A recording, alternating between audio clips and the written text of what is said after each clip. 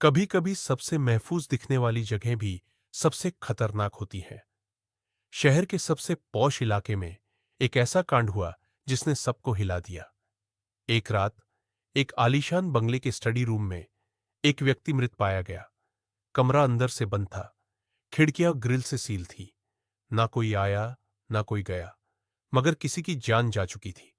उसका बेटा अर्जुन दरवाजा तोड़ता है और चिल्लाता है, पापा, ये क्या हो गया। हर हत्या एक कहानी होती है और हर कहानी की शुरुआत होती है पहले सवाल से। इंस्पेक्टर समर और सब इंस्पेक्टर राधा मौके पर पहुंचे।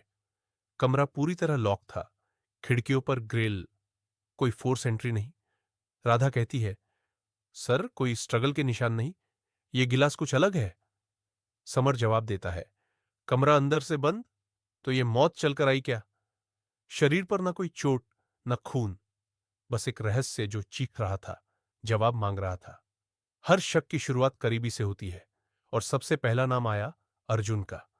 पुलिस ने अर्जुन को पूछताछ के लिए बुलाया। वो घबराया था, पसीना पसीना। अर्जुन, रात 9 बजे मैंने बस गुड नाइट कहा था, फिर अपने कमरे में चला गया। समर, क्या आपके बीच सब ठीक था। अर्जुन, रुक कर, हमेशा नहीं। कमरे में एक ठंडी खामोशी फैल गई। शक गहराता जा रहा था। सच कभी छिपता नहीं, वो बस इंतजार करता है सामने आने का।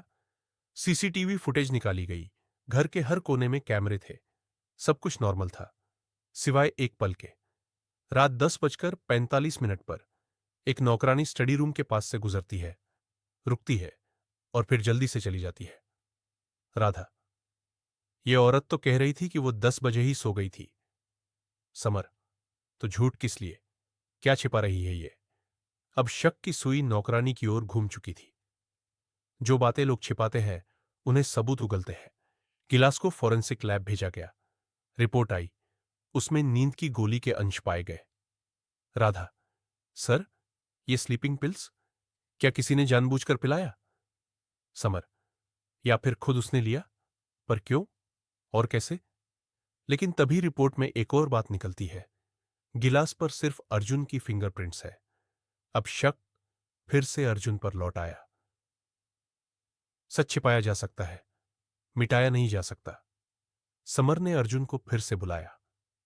समर, यह गिलास सिर्फ तुम्हारे छूने से गंदा हुआ है, तुम्हारे पिता का कोई निशान नहीं। तुमने कहा था, तुमने बस गुड नाइट कहा था, तो फिर गिलास में दवा किसने मिलाई।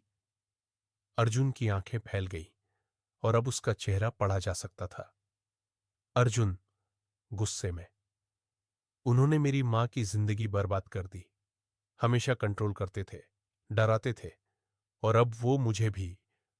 समर, तुमने उन्हें मार दिया, बंद कमरे में, नींद की गोलियां, बिना खून बिना शोर। बंद कमरे का रहस्य अब खुल चुका था। अर्जुन को गिरफ्तार कर लिया गया। उसने कबूल किया, पहले पिता को नींद की गोली दी, फिर दरवाजा अंदर से लॉक कर दिया, खुद खिड़की से चुपचाप निकल गया। ग्रिल ढीली थी, जो बाद में उसने कस दी। समर, धीरे से, हर बंद कमरा हमेशा बंद नहीं होता और हर बेटा हमेशा मासूम नहीं होता। कहानी खत्म हुई, लेकिन सवाल जिंदा है। आपके आसपास भी कोई ऐसा चेहरा हो सकता है जो दिखता कुछ है और होता कुछ और।